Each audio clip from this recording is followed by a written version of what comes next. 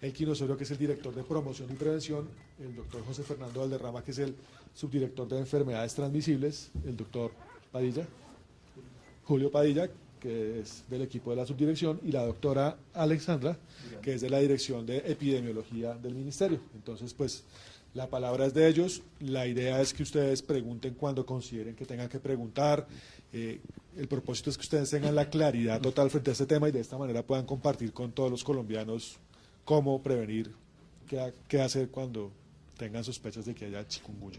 Bien, buenos días a todas y todos. Vamos a empezar muy rápido. La idea de esta es una serie de contactos que vamos a tener en diferentes instancias en todo el territorio nacional, con diferentes organizaciones, empezando obviamente con los medios de comunicación para que nos ayuden a generar un proceso de sensibilización social a toda la población colombiana, a las organizaciones, a las instituciones prestadoras de servicios de salud, a las familias, a las comunidades, sobre la inminencia del ingreso al territorio nacional, como está y viene sucediendo en toda Latinoamérica, de este nuevo virus con el que vamos a tener que aprender a convivir. Es inminente, no estamos generando una alarma, no estamos generando ninguna alerta epidemiológica, estamos simplemente informando a toda la comunidad y a toda la sociedad que nos estamos preparando de una manera muy responsable para el ingreso de una especie que va a estar con nosotros y que va a convivir con nosotros y que tenemos que aprender a manejarla. De tal manera que entonces tenemos preparado una presentación corta y después algunas inquietudes que a bien tengan hacer para que las vamos aclarando. La presentación la va a hacer el doctor José Valderrama, que es el subdirector de enfermedades transmisibles. Bien, muy buenos días y de verdad muchas gracias por la participación. Este tema que ha generado especial interés hace parte de un plan de respuesta, de preparación y respuesta ante esa inminente llegada del virus, plan que también se ha liderado por parte de la Organización Panamericana de la Salud y de los cuales todos los países de la región pues están vinculados en fortalecer estas acciones, asimismo en dar ese mensaje a la comunidad, trascender a la comunidad en no bajar la guardia, y en no bajar la guardia también implica no bajar la guardia contra esta otra enfermedad que transmite el mismo mosquito, los mismos dos mosquitos, que es la Agomina aegypti, o antes llamado como Aedes aegypti, y el Aedes aegypti, que es el dengue. Dengue, ustedes ya hemos tenido amplia experiencia con el tema, lo hemos venido desarrollando. Ha sido muy importante la sensibilización que los medios han generado en toda la comunidad y en estas áreas específicas donde está el vector, debajo de los 2.200 metros sobre el nivel del mar, casi el 70% del territorio nacional, y allí es donde están todas las características para que este nuevo virus pueda también tener algún tipo de desarrollo en la comunidad. La presentación es muy corta, la idea es que también nos demos un espacio al final de preguntas y respuestas sobre lo que se pueda, las inquietudes que se tengan frente a el virus del chikungunya. El virus del chikungunya, ¿qué es en sí la fiebre por virus de chikungunya? Es una enfermedad viral, se propaga emergente, se propaga por la picadura del anteriormente llamado Aedes aegypti, ahora Agomina aegypti, y el Aedes aegypti, que son especies también transmisoras del dengue y de la fiebre amarilla.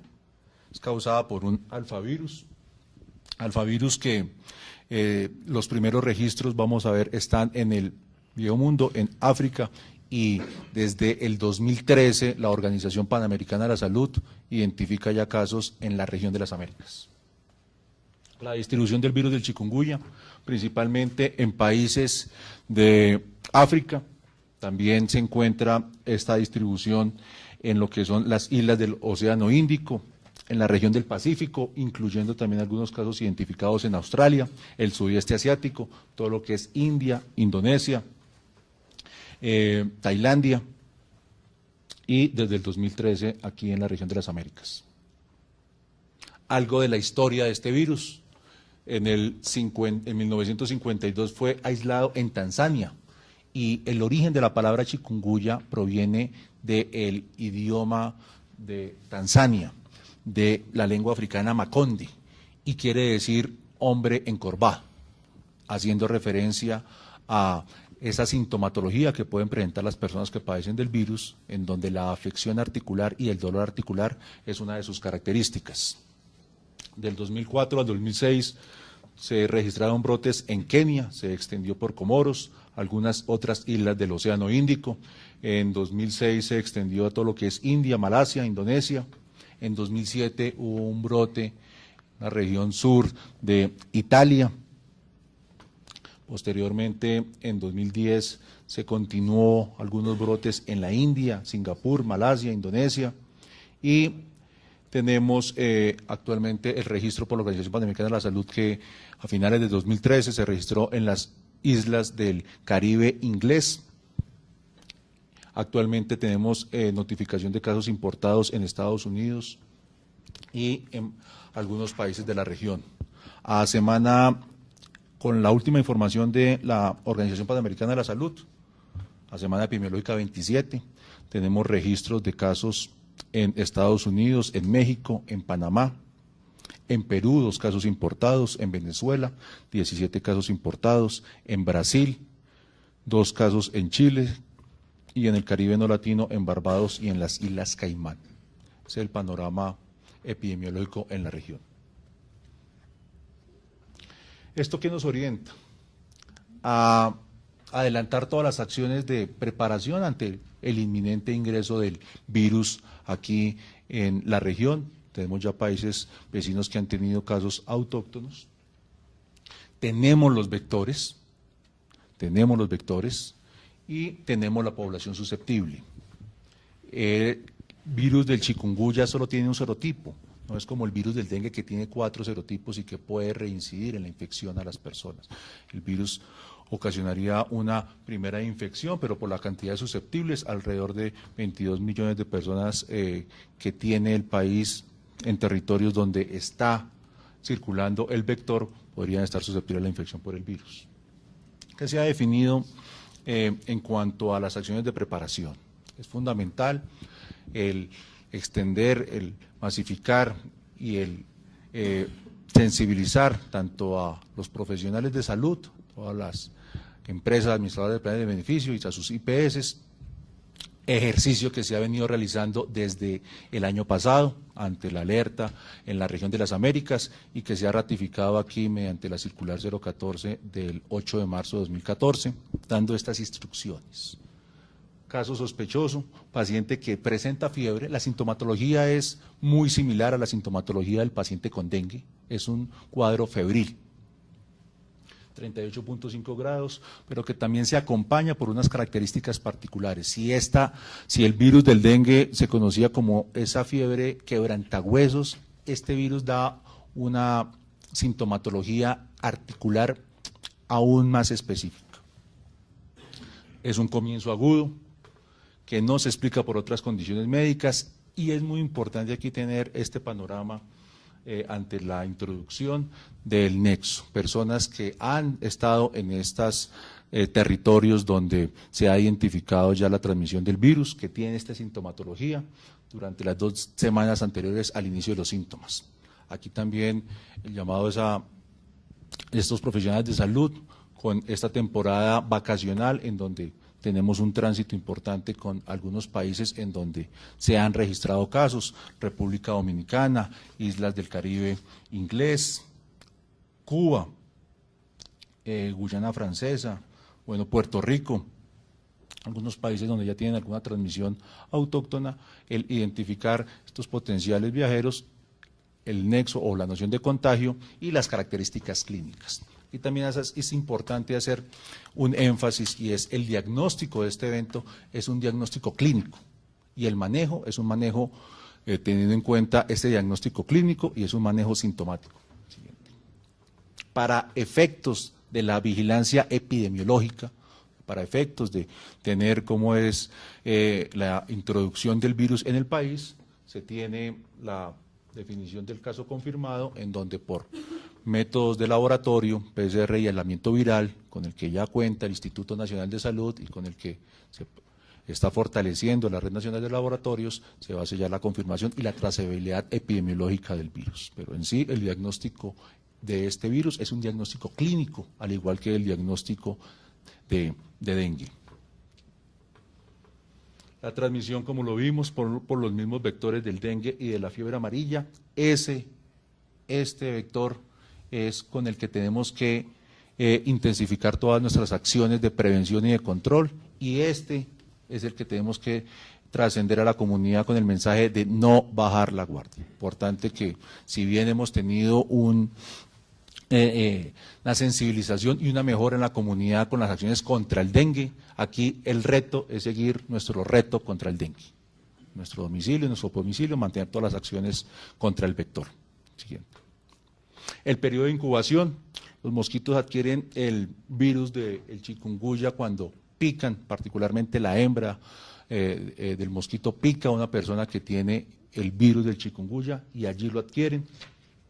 Y cuando pica a una persona susceptible, los síntomas aparecen generalmente en un periodo de incubación de 3 a 7 días.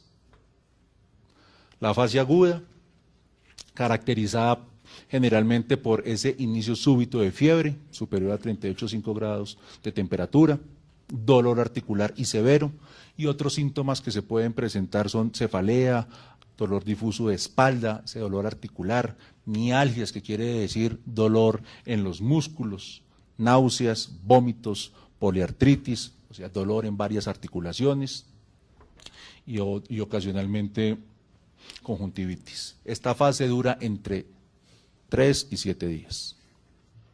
Y también ocasionalmente se puede presentar una fase subaguda o crónica.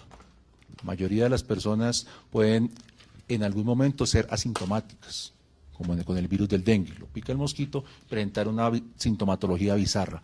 Algunas pueden presentar esta fase aguda y algunas otras pueden presentar una fase subaguda o crónica. La gran mayoría de los pacientes se recuperan totalmente de su cuadro.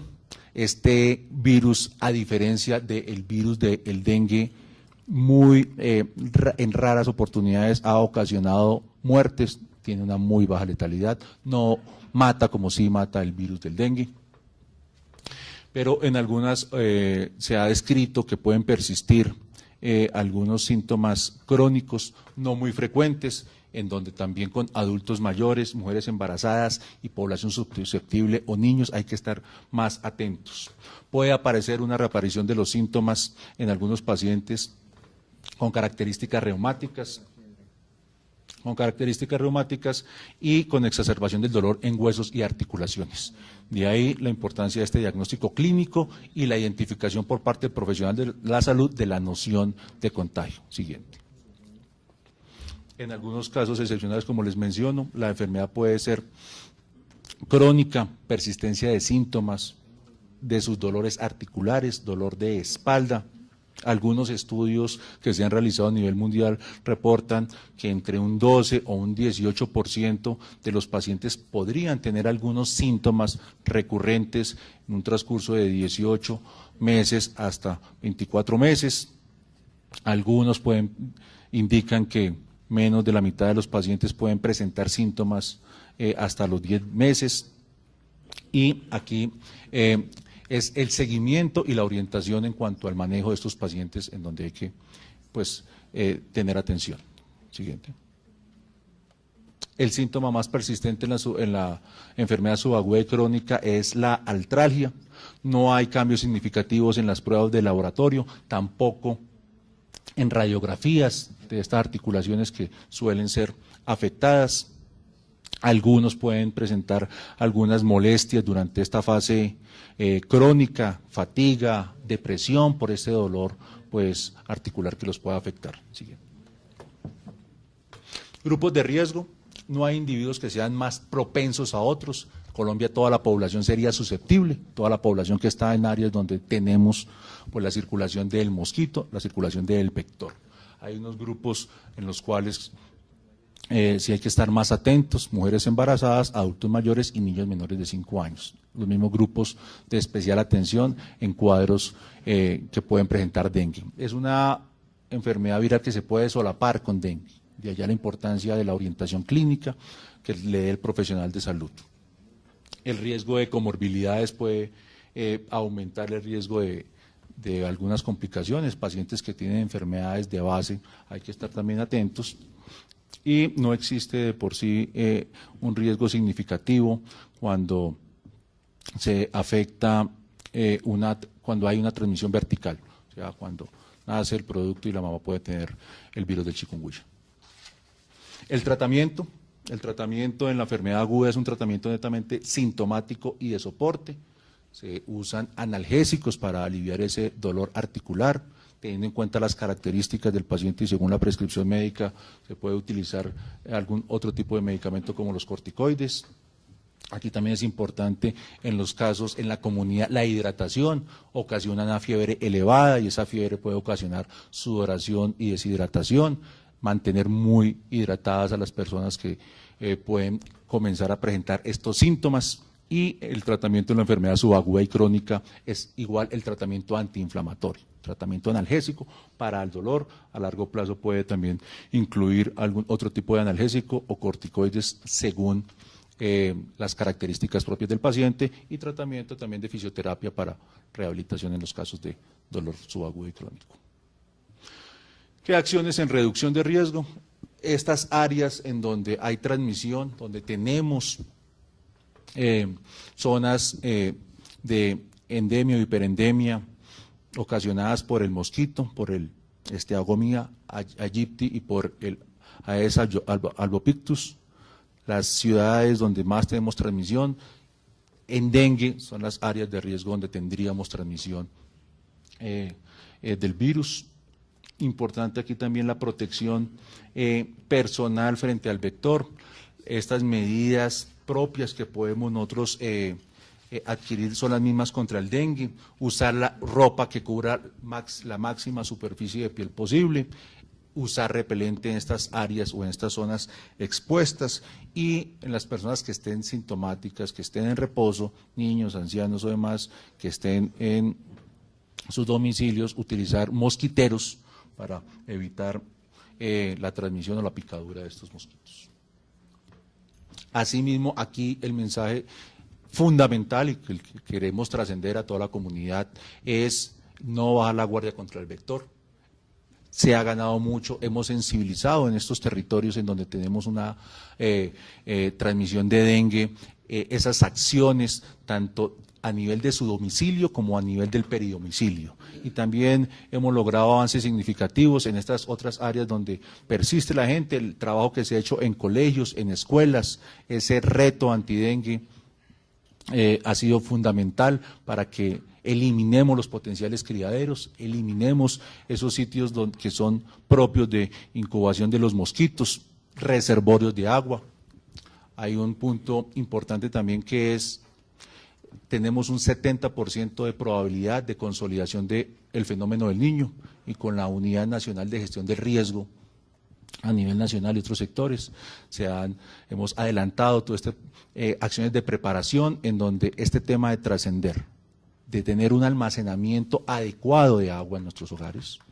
El fenómeno del niño puede ocasionar aumento de la temperatura, algunas interrupciones en los cortes de servicios públicos, la gente suele acumular agua ante estas contingencias, que acumulen de una manera adecuada agua, que en estas albercas o sitios donde usualmente tinas o demás almacenan agua, cepillen sus paredes semanalmente a nivel de almacenamiento, con agua y cloro, como están las recomendaciones, y también que se tapen adecuadamente todos estos potenciales reservorios. Todos los sitios donde se almacene agua hay que realizar un adecuado tapado de los tanques, tanto altos como bajos, pues es allí.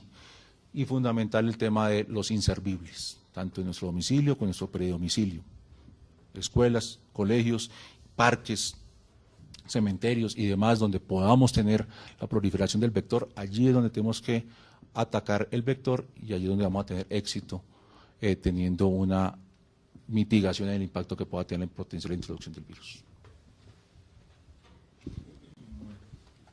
Bien, entonces, en resumidas, de un resumen bastante rápido de lo que es los contenidos de los diferentes informes que a la fecha tenemos en el Ministerio, de lo que está pasando en otros países, de los planes de contingencia, de lo que la Organización Panamericana de la Salud desde 2011 viene presentando como lineamiento para las Américas de la vigilancia y la intervención frente a la incorporación en esta región del mundo del virus del chikungunya.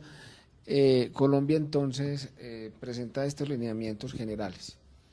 Me acompañan en la mesa entonces, además del doctor José Valderrama, el doctor Julio Padilla, que es el coordinador de vectores y del programa de prevención y control de vectores, y la doctora Alexandra Durán, quien es la coordinadora también de la vigilancia de las enfermedades transmitidas por vectores de este ministerio.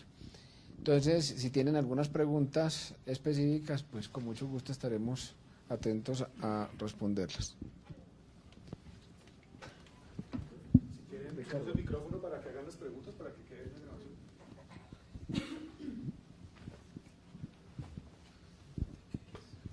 Catalina Ortiz de Blue Radio.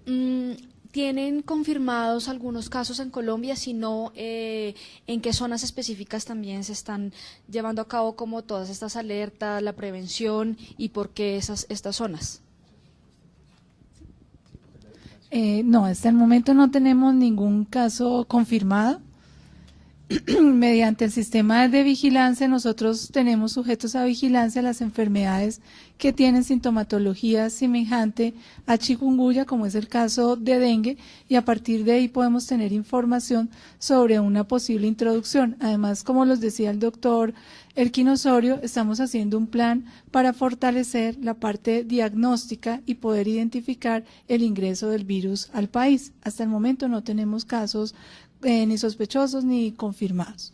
¿Y qué zonas, digamos, serían las más vulnerables? Bueno, estamos priorizando el país con unas zonas de riesgo que son los puntos de entrada y las zonas en donde tenemos intercambio comercial y turístico con las Antillas mayores y menores. Entonces, eso lo estamos estableciendo perfectamente en un plan que hoy terminaremos para poderlo dar a conocer, pero principalmente zonas que tengan intercambio comercial con los países en donde ya tenemos casos y zonas de frontera.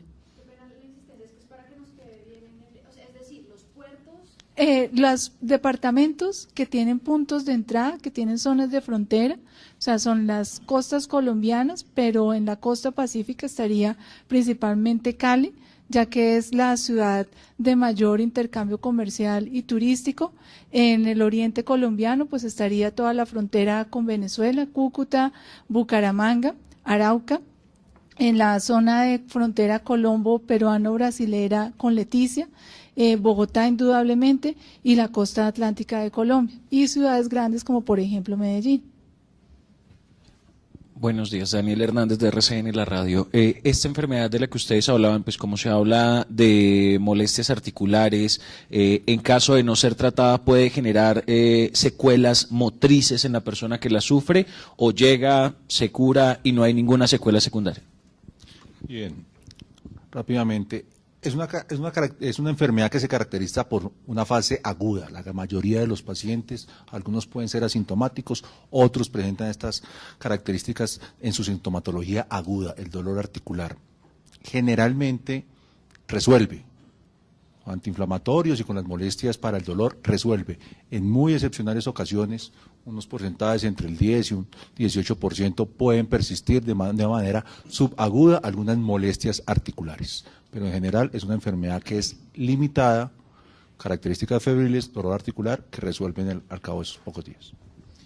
Bien, lo que nos han contado los otros países, principalmente de Asia y del África, es que realmente cuando llega se expande rápidamente, no genera mortalidad, no causa muertos, mejor dicho, por lo menos no de manera tan importante como el dengue, pero lo que sí causa son síntomas bastante más severos que los que siente una persona con el dengue. Eso es lo que le ha llamado precisamente ese nombre del hombre que se dobla, o más bien la enfermedad que dobla por el dolor, dado que genera esas sintomatologías musculares y articulares tan severas. Y eso es lo que seguramente va a impactar en la utilización de los servicios, y ahí es donde pues nos estamos haciendo la preparación con los servicios, porque aunque genera esos síntomas tan intensos, pues realmente el manejo es principalmente ambulatorio. Acá, Pedro Basto de Colprensa. Mi pregunta es un poco orientada, digamos, al tratamiento. ¿Cómo ustedes preparan al sistema de salud colombiano para el tratamiento de la enfermedad? Bueno, hay dos respuestas, y quiero pues separar una que ya hemos hablado de los servicios de salud, y otra muy importante es, bueno, ¿y qué realmente hay para hacer con respecto a la identificación cuando llega a un territorio? Y pues para eso entonces le voy a pedir al doctor Julio Padilla que nos cuente cómo es esa respuesta que en el territorio y en la región donde va a ingresar y donde identificamos que realmente empieza a circular el virus, qué tenemos que hacer con respecto al control de los vectores y en general del virus en la zona. Sí, lo fundamental en estos casos, cuando es un evento emergente, como el virus de chikungunya, es que además de la complejidad y la dificultad que tenemos en este momento con otro tipo de patologías prevalentes infecciosas en nuestro medio, como el dengue, la leptospirosis, etcétera, otro tipo de patologías que igualmente tienen una alta frecuencia en nuestro medio, el chikungunya llegaría prácticamente a reforzar ese paquete de agentes etiológicos que nos dificultan mucho más el problema desde el punto de vista del diagnóstico diferencial. Entonces, una de las estrategias fundamentales es partir del diagnóstico diferencial de todas esas enfermedades febriles, como lo decía el doctor Valderrama, y a partir del apoyo en el diagnóstico a través de pruebas de laboratorio, poder identificar realmente, por ejemplo, la introducción y comenzar a hacer, digamos, todo lo que tiene que ver con el monitoreo de estos casos para evitar la transmisión autóctona, que sería, digamos, una segunda ola. La primera ola es la introducción, y la segunda sería evitar precisamente que se expanda o se propague como tal. Entonces, en la medida en que se identifica, pues lógicamente que hay que hacer una serie de medidas relacionadas no solamente con la persona que tiene la enfermedad, sino también lógicamente con el vector, que es, digamos, el principal agente transmisor. Y ahí tendríamos que extremar las medidas que hemos hecho cuando tenemos, digamos, un brote detectado de dengue, otro tipo de patología transmitida por vectores, que es una serie de medidas relacionadas con eliminar la densidad de poblaciones de vectores en las poblaciones donde se están produciendo la transmisión, y precisamente trabajar sobre todos los criaderos que más inciden en la producción de estos mosquitos, pues y lógicamente pues evitar al máximo la expansión hacia otras áreas a través de vigilancia intensificada. Y la clave fundamentalmente, como nos decía, es tratar de identificar los primeros casos o los casos que se configuren, como se planteaban, como casos probables o lógicamente como casos confirmados. Y posteriormente tratar de tener la capacidad de respuesta en los diferentes departamentos que nos permitan la sostenibilidad. O sea, aquí la clave es, una vez que pasemos esa primera fase, tratar de garantizar acciones regulares y sostenibles de prevención y control, fundamentadas hacia las personas y fundamentadas hacia todos aquellos factores ambientales que inciden precisamente sobre la expansión de este tipo de patología.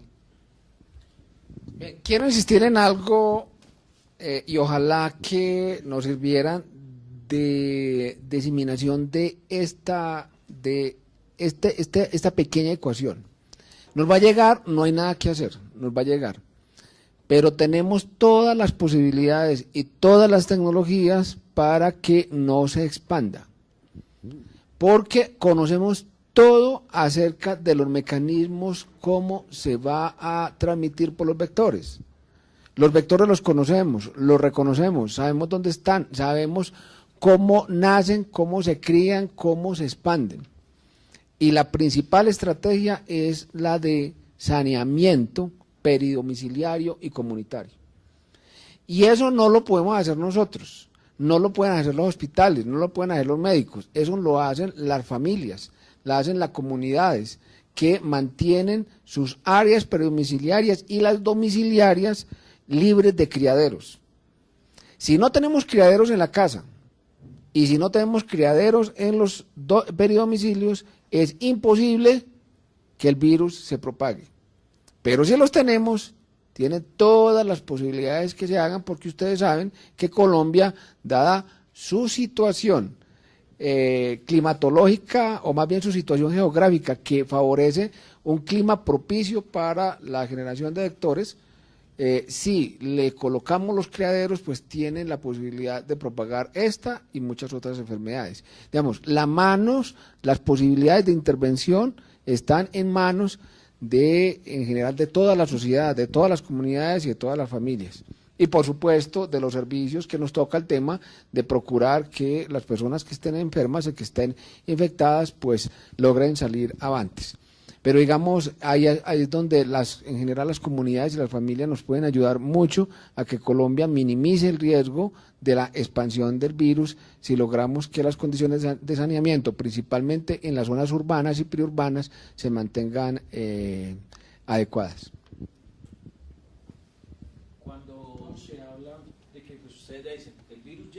Y estamos preparados. Es muy fácil, yo pregunto, decir, estamos preparados en ciudades como Cali, como Medellín, como Barranquilla, ciudades principales, pues donde los sistemas de salud son amplios. Estamos preparados en caso de que llegue a sectores, no sé, como el Bichada, como el Guaviare, como Riohacha, donde también pues hay frontera en La Guajira. Entonces, en esos casos estamos preparados en esos pueblos donde de pronto el sistema de salud no es tan amplio y esta enfermedad se puede propagar un poco más fácil. Bien, claro, precisamente todo este trabajo de preparatoria que venimos haciendo desde que nos genera esta alerta desde 2011, y principalmente donde empieza ya a evidenciarse en esta región y en las islas que ya habíamos informado antes, de que realmente había circulación ya en la región y que estaba pues disparando casos para varios países, ya genera una concreción en la preparatoria.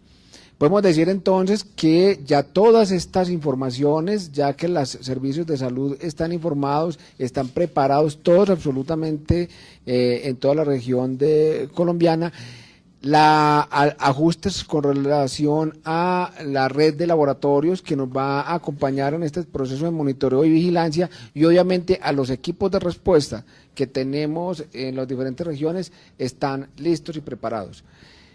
Sin embargo, nuevamente, el hecho de que estemos listos y preparados desde los servicios implica que desde insisto en lo que acabamos de decir, en lo que las comunidades, en lo que las alcaldías, las gobernaciones, las juntas comunales, las mismas familias nos procuren tratar de mantener controlados los posibles criaderos para minimizar la expansión de la transmisión del virus. Esa, digamos, es lo que ustedes nos pueden ayudar mucho en generar esta información, para que nuevamente recordarles en lo que muchas veces les hemos dicho, es muy importante mantener el control de los vectores y de los criaderos, sobre todo en las zonas urbanas y periurbanas, para evitar que el virus se nos expanda.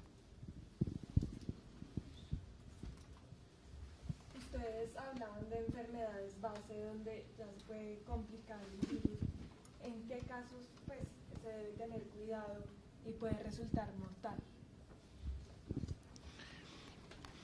Bien, el virus de por sí no ocasiona una letalidad, son muy raras las complicaciones, la severidad y la letalidad descritas son mínimas. Sin embargo, hay unas poblaciones susceptibles o a riesgo, que son iguales a las que se manejan con el virus del dengue, en las cuales hay que estar atentos. Menores de 5 años, la fiebre alta y la posibilidad de deshidratación puede ocasionar algún tipo de complicación. Hay que estar atentos. Igual panorama en población adulta mayor, mayores de 60 años, tienen también estas características. Cuadros febriles que tienen alguna comorbilidad, como es enfermedad coronaria, algún evento cardiovascular o enfermedad pulmonar, pueden tener algún aumento de los síntomas con su patología de base y puede ocasionar esto. Asimismo con mujeres embarazadas. Igual, hay que estar muy atentos a las acciones de prevención, a la identificación temprana de síntomas y a la consulta oportuna, teniendo en cuenta por las características que lleguen a presentar. Y en el marco también de la pregunta anterior, la preparación nos la ha dado durante todos estos años el conocimiento de ese enemigo que es el mosquito. Nosotros conocemos cuáles son las características y los hábitos del mosquito. El mosquito es un mosquito que le gusta estar en ciudades grandes, le gusta estar en zonas urbanas, le gusta el agua limpia. No hay altas densidades, por ejemplo, en la región de la Orinoquía, en regiones rurales dispersas, no hay esas características de transmisión de este mosquito allá. Hemos podido identificar cuáles son las características de ese mosquito en estas áreas en donde le gusta estar, grandes ciudades, ciudades que tienen estas acumulaciones o estos reservorios. Particularmente hay 56 municipios que tienen la mayor carga de dengue y es donde principalmente está el mosquito y allí es donde hay que continuar intensificando acciones con la comunidad.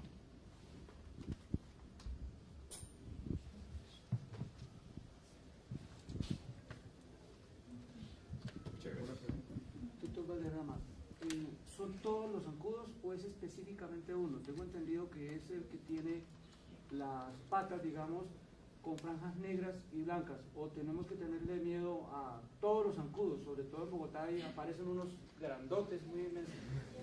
Muy bien. Los mosquitos son los mosquitos los mismos que transmiten el virus del dengue. Son los denominados Steagomina aegypti o el Aedes aegyptus.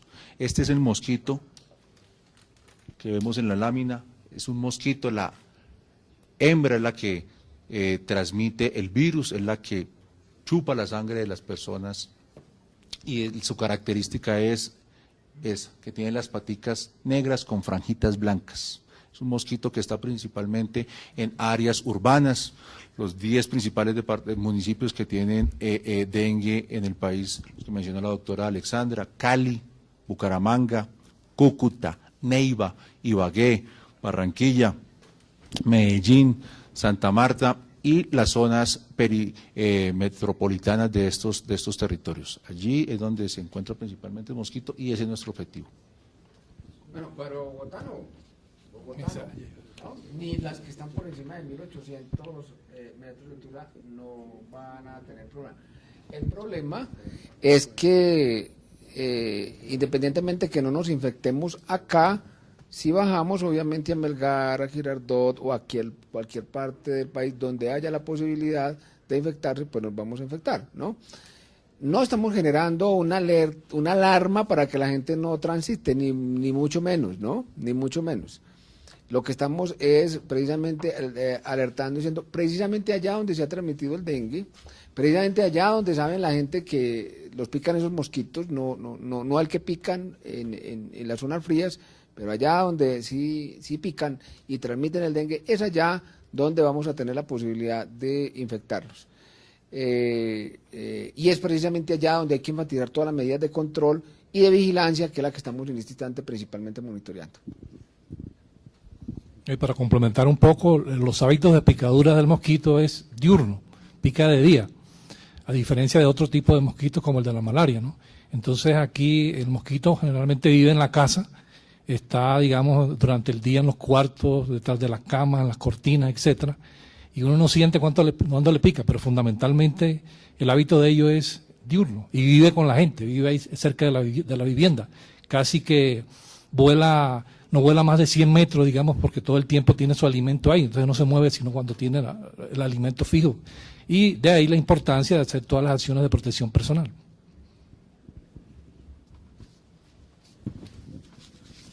¿Listo, muchachos? ¿Alguna pregunta adicional?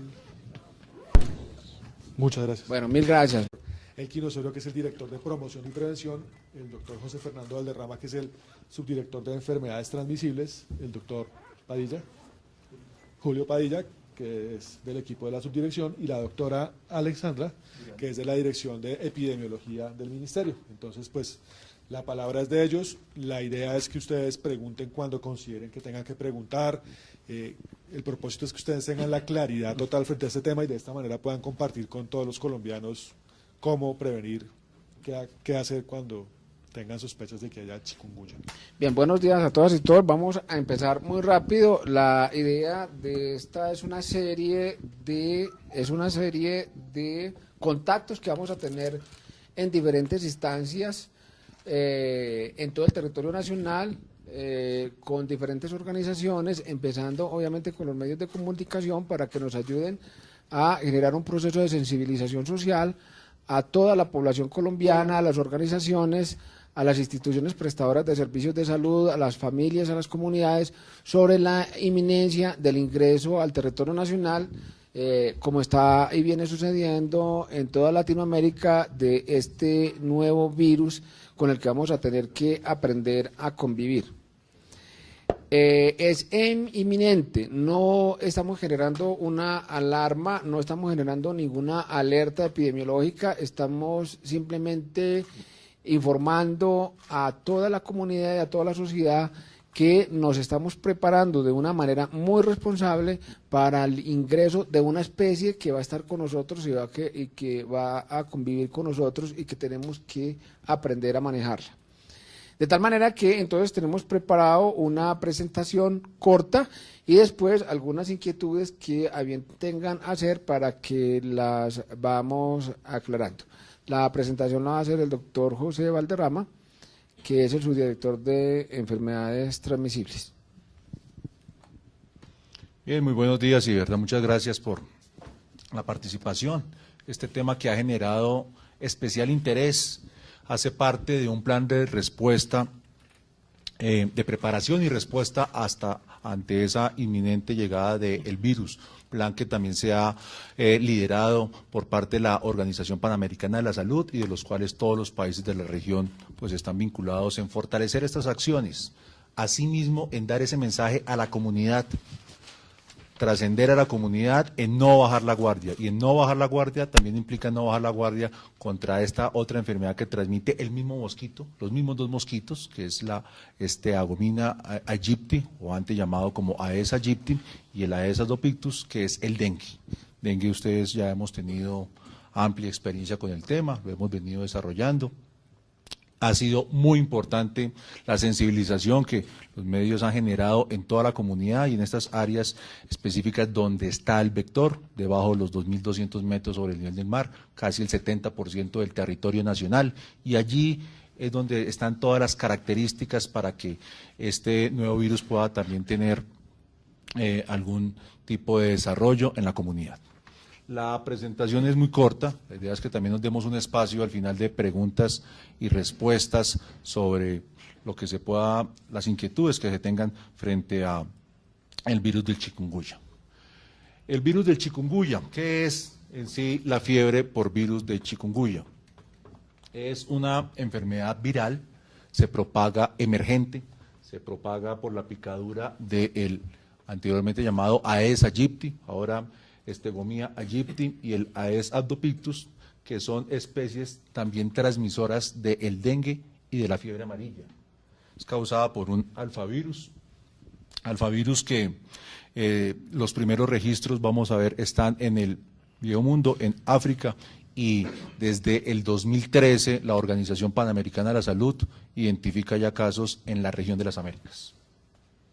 La distribución del virus del chikungunya, principalmente en países de África, también se encuentra esta distribución en lo que son las islas del Océano Índico, en la región del Pacífico, incluyendo también algunos casos identificados en Australia, el sudeste asiático, todo lo que es India, Indonesia, Tailandia, y desde el 2013 aquí en la región de las Américas.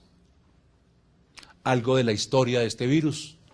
En 1952 fue aislado en Tanzania, y el origen de la palabra chikungunya proviene del idioma de Tanzania, de la lengua africana macondi, y quiere decir hombre encorvado, haciendo referencia a esa sintomatología que pueden presentar las personas que padecen del virus, en donde la afección articular y el dolor articular es una de sus características. Del 2004 al 2006 se registraron brotes en Kenia, se extendió por Comoros, algunas otras islas del Océano Índico. En 2006 se extendió a todo lo que es India, Malasia, Indonesia. En 2007 hubo un brote en la región sur de Italia. Posteriormente, en 2010, se continuó algunos brotes en la India, Singapur, Malasia, Indonesia. Y tenemos actualmente el registro por la Organización Panamericana de la Salud que a finales de 2013 se registró en las islas del Caribe inglés. Actualmente tenemos notificación de casos importados en Estados Unidos y en algunos países de la región.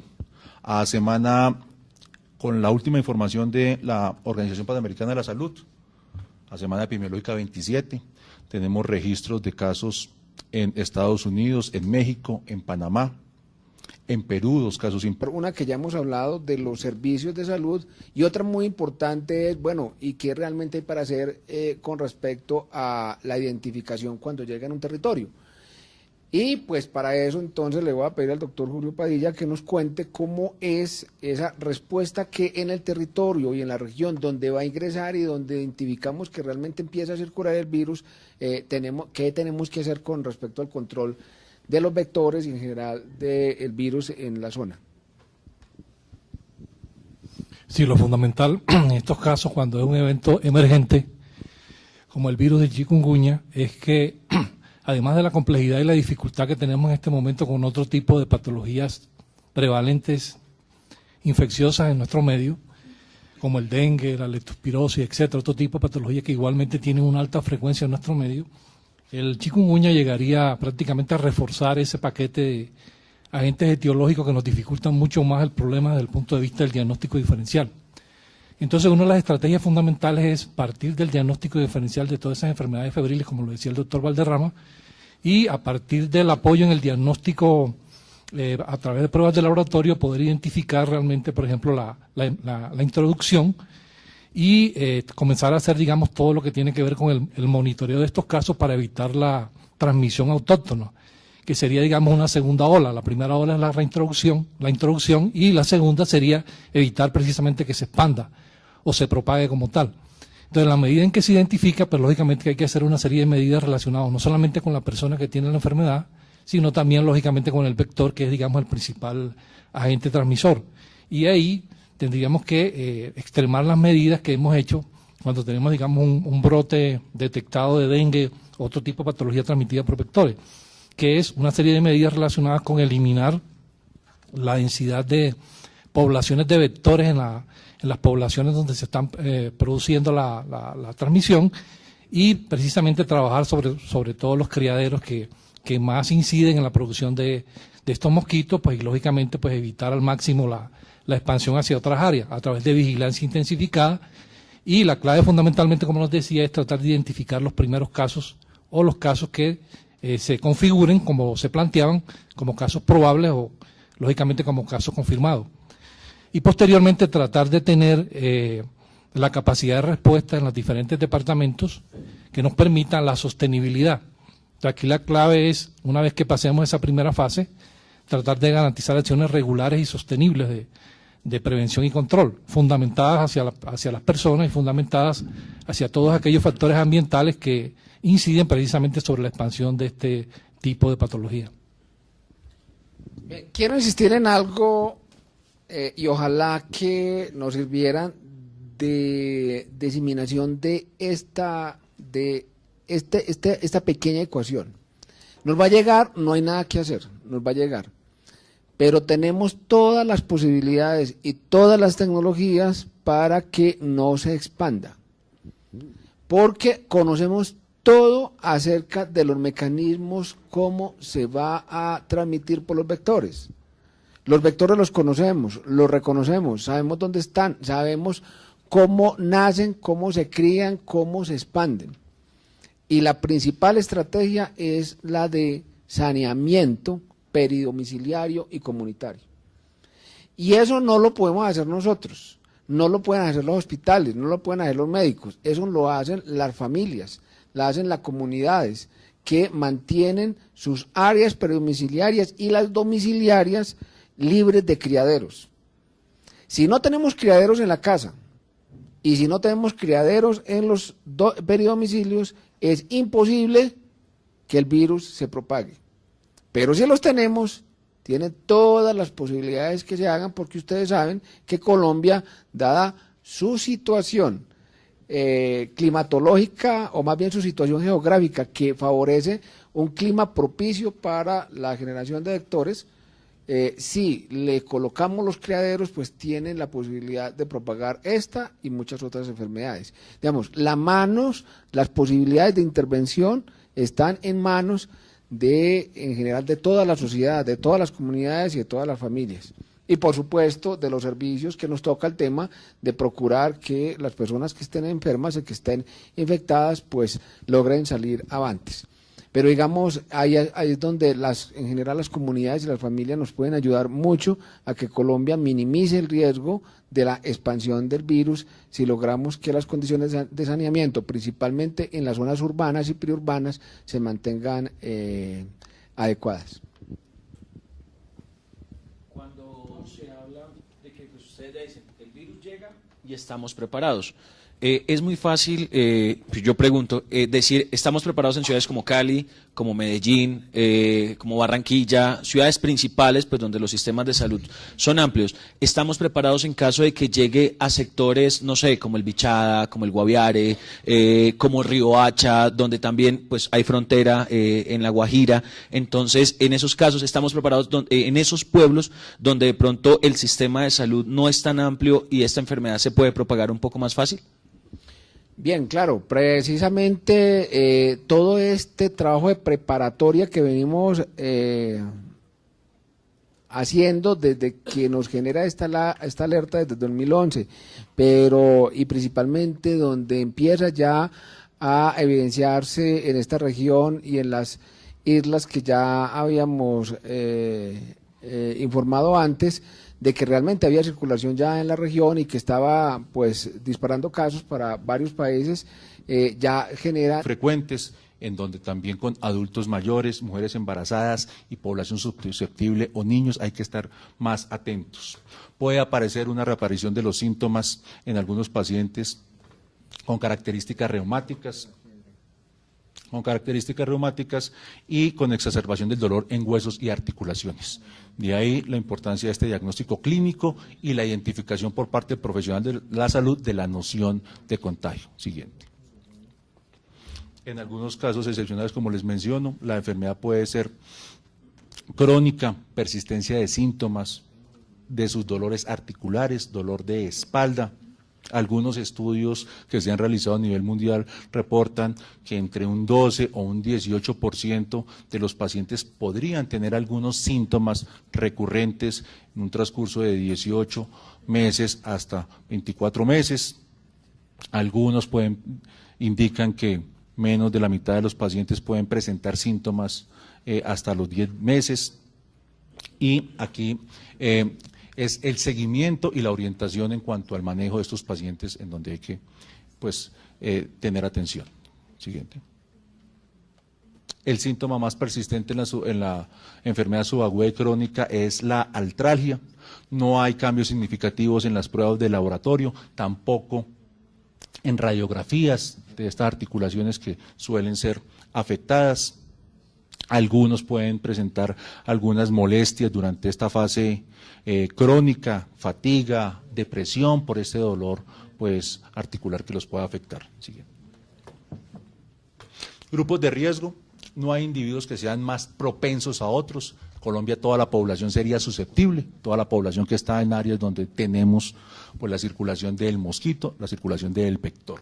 Hay unos grupos en los cuales sí hay que estar más atentos, mujeres embarazadas, adultos mayores y niños menores de 5 años. Los mismos grupos de especial atención en cuadros que pueden presentar dengue. Es una enfermedad viral que se puede solapar con dengue, de allá la importancia de la orientación clínica que le dé el profesional de salud.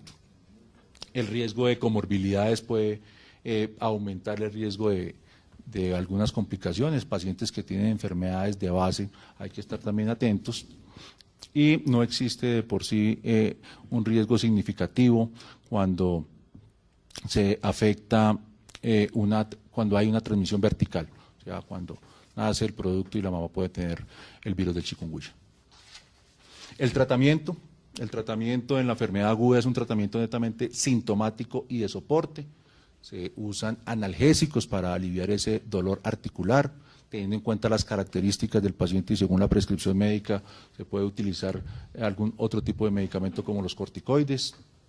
Aquí también es importante en los casos en la comunidad la hidratación, ocasiona una fiebre elevada y esa fiebre puede ocasionar sudoración y deshidratación, mantener muy hidratadas a las personas que pueden comenzar a presentar estos síntomas. Y el tratamiento de la enfermedad subaguda y crónica es igual el tratamiento antiinflamatorio, tratamiento analgésico para el dolor, a largo plazo puede también incluir algún otro tipo de analgésico o corticoides según las características propias del paciente y tratamiento también de fisioterapia para rehabilitación en los casos de dolor subagudo y crónico.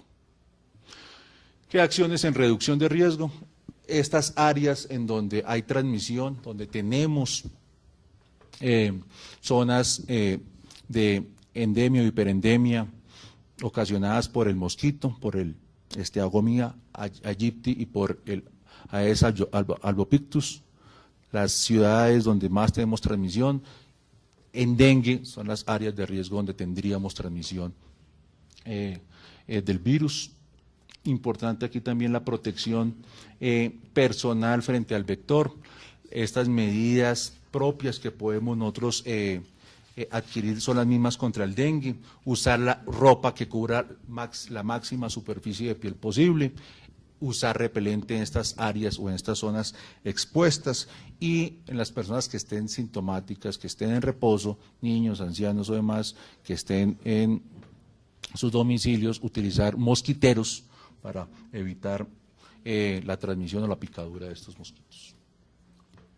Asimismo, aquí el mensaje fundamental y que queremos trascender a toda la comunidad es no bajar la guardia contra el vector.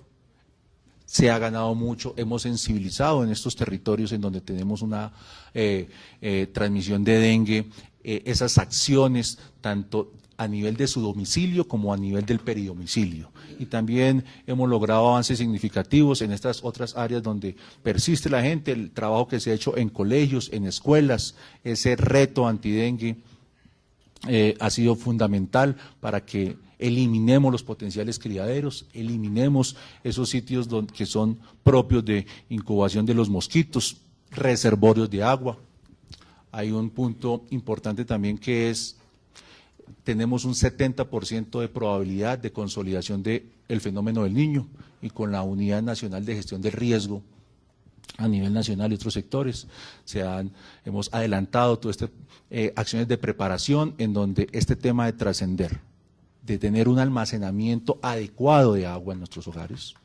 El fenómeno del niño puede ocasionar aumento de la temperatura, algunas interrupciones en los cortes de servicios públicos, la gente suele acumular agua ante estas contingencias, que acumulen de una manera adecuada agua, que en estas albercas o sitios donde usualmente tinas o demás almacenan agua, cepillen sus paredes semanalmente a nivel de almacenamiento, con agua y cloro, como están las recomendaciones, y también que se tapen adecuadamente todos estos potenciales reservorios. Todos los sitios donde se almacene agua hay que realizar un adecuado tapado de los tanques, tanto altos como bajos, pues es allí.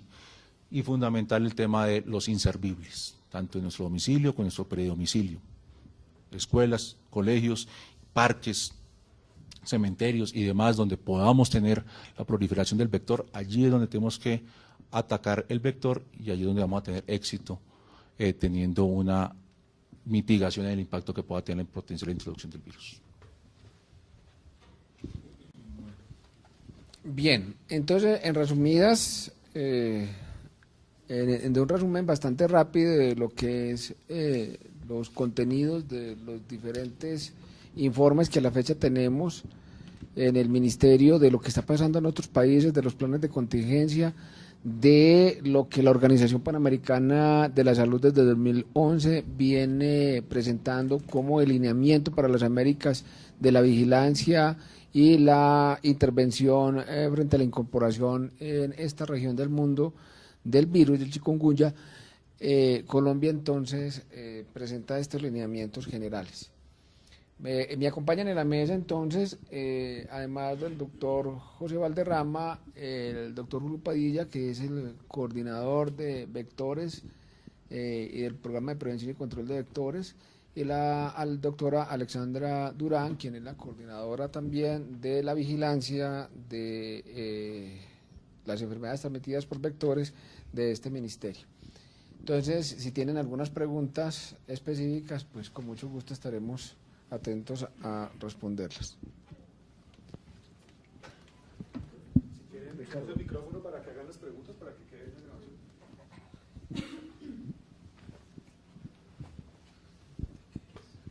Catalina Ortiz de Blue Radio. ¿Tienen confirmados algunos casos en Colombia? Si no, ¿en qué zonas específicas también se están llevando a cabo como todas estas alertas, la prevención y por qué estas zonas? No, hasta el momento no tenemos ningún caso confirmado. Mediante el sistema de vigilancia, nosotros tenemos sujetos a vigilancia las enfermedades que tienen sintomatología semejante a chikungunya, como es el caso de dengue, y a partir de ahí podemos tener información sobre una posible introducción. Además, como los decía el doctor Elkin Osorio, estamos haciendo un plan para fortalecer la parte diagnóstica y poder identificar el ingreso del virus al país. Hasta el momento no tenemos casos ni sospechosos ni confirmados. ¿Y qué zonas, digamos, serían las más vulnerables? Bueno, estamos priorizando el país con unas zonas de riesgo que son los puntos de entrada y las zonas en donde tenemos intercambio comercial y turístico con las Antillas mayores y menores. Entonces, eso lo estamos estableciendo perfectamente en un plan que hoy terminaremos para poderlo dar a conocer, pero principalmente zonas que tengan intercambio comercial con los países en donde ya tenemos casos y zonas de frontera. Los departamentos que tienen puntos de entrada, que tienen zonas de frontera, o sea, son las costas colombianas, pero en la costa pacífica estaría principalmente Cali, ya que es la ciudad de mayor intercambio comercial y turístico. En el oriente colombiano, pues estaría toda la frontera con Venezuela, Cúcuta, Bucaramanga, Arauca. En la zona de frontera Colombo, peruano-brasilera con Leticia, Bogotá indudablemente y la costa atlántica de Colombia y ciudades grandes como por ejemplo Medellín. Buenos días, Daniel Hernández de RCN, la radio. Esta enfermedad de la que ustedes hablaban, pues como se habla de molestias articulares, en caso de no ser tratada puede generar secuelas motrices en la persona que la sufre o llega, se cura y no hay ninguna secuela secundaria. Bien, rápidamente. Es una enfermedad que se caracteriza por una fase aguda. La mayoría de los pacientes, algunos pueden ser asintomáticos, otros presentan estas características en su sintomatología aguda, el dolor articular. Generalmente resuelve, antiinflamatorios y con las molestias para el dolor resuelve. En muy excepcionales ocasiones, unos porcentajes entre el 10 y un 18% pueden persistir de manera subaguda algunas molestias articulares. Pero en general es una enfermedad que es limitada, características febriles, dolor articular, que resuelven al cabo de esos pocos días. Bien, lo que nos han contado los otros países, principalmente de Asia y del África, es que realmente cuando llega se expande rápidamente, no genera mortalidad, no causa muertos, mejor dicho, por lo menos no de manera tan importante como el dengue, pero lo que sí causa son síntomas bastante más severos que los que siente una persona con el dengue. Eso es lo que le ha llamado precisamente ese nombre del hombre que se dobla, o más bien la enfermedad que dobla por el dolor. Dado que genera esas sintomatologías musculares y articulares tan severas. Y eso es lo que seguramente va a impactar en la utilización de los servicios, y ahí es donde pues nos estamos haciendo la preparación con los servicios, porque aunque genera esos síntomas tan intensos, pues realmente el manejo es principalmente ambulatorio. Acá, Pedro Basto de Colprensa. Mi pregunta es un poco orientada, digamos, al tratamiento. ¿Cómo ustedes preparan al sistema de salud colombiano para el tratamiento de la enfermedad? Bueno, hay dos respuestas y quiero pues separar. Importados en Venezuela, 17 casos importados, en Brasil, 2 casos en Chile y en el Caribe no latino, en Barbados y en las Islas Caimán. es el panorama epidemiológico en la región. ¿Esto qué nos orienta? A adelantar todas las acciones de preparación ante el inminente ingreso del virus aquí en la región. Tenemos ya países vecinos que han tenido casos autóctonos. Tenemos los vectores y tenemos la población susceptible. El virus del chikungunya solo tiene un serotipo, no es como el virus del dengue que tiene 4 serotipos y que puede reincidir en la infección a las personas. El virus ocasionaría una primera infección, pero por la cantidad de susceptibles, alrededor de 22 millones de personas que tiene el país en territorios donde está circulando el vector, podrían estar susceptibles a la infección por el virus.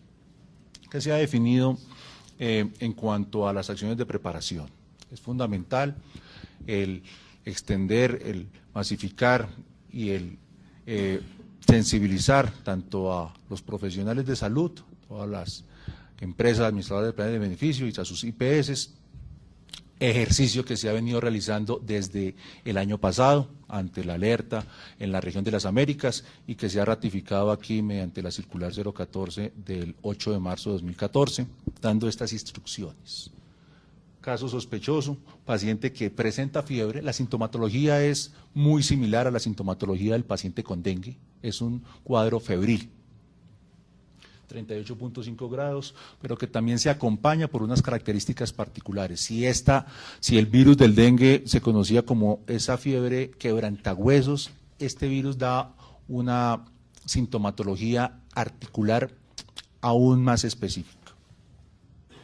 Es un comienzo agudo, que no se explica por otras condiciones médicas, y es muy importante aquí tener este panorama ante la introducción del nexo, personas que han estado en estos territorios donde se ha identificado ya la transmisión del virus, que tienen esta sintomatología durante las 2 semanas anteriores al inicio de los síntomas.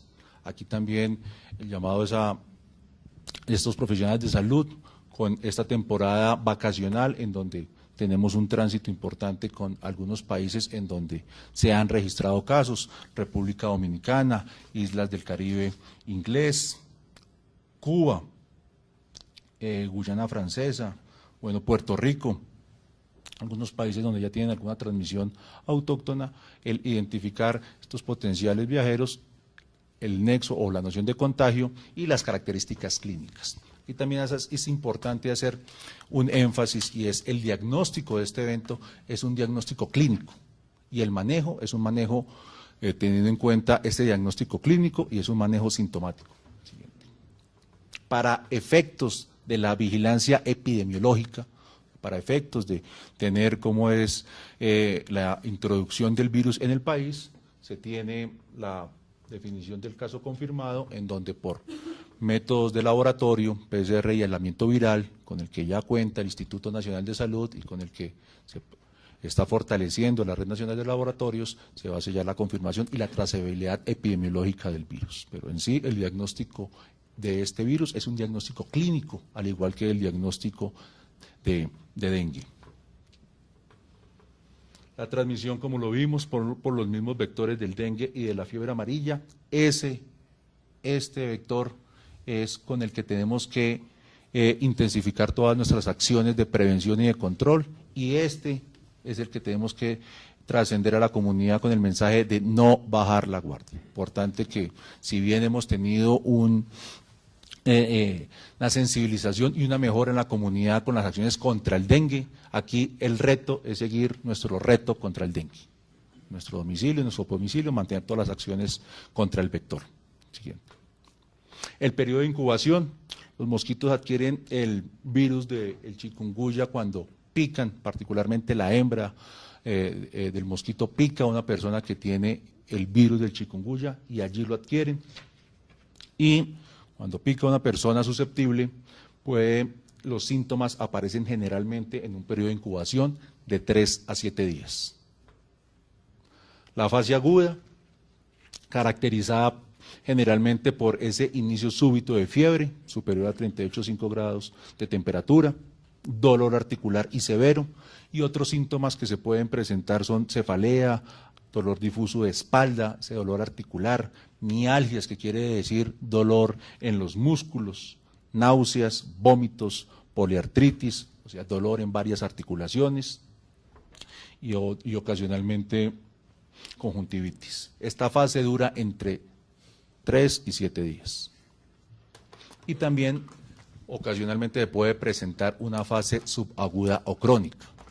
La mayoría de las personas pueden en algún momento ser asintomáticas, como con el virus del dengue. Lo pica el mosquito, presentar una sintomatología bizarra. Algunas pueden presentar esta fase aguda y algunas otras pueden presentar una fase subaguda o crónica. La gran mayoría de los pacientes se recuperan totalmente de su cuadro.